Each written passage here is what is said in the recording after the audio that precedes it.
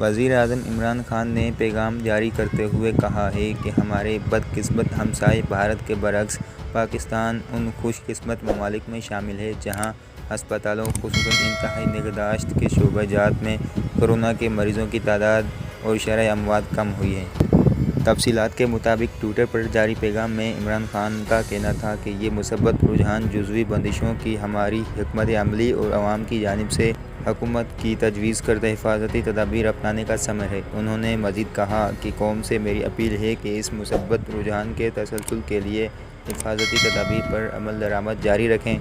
عید الاضحیٰ کے موقع پر سادگی اپنائی جائے تاکہ عید الفطر پر پیدا شدہ صورتحال سے بچا جا سکے۔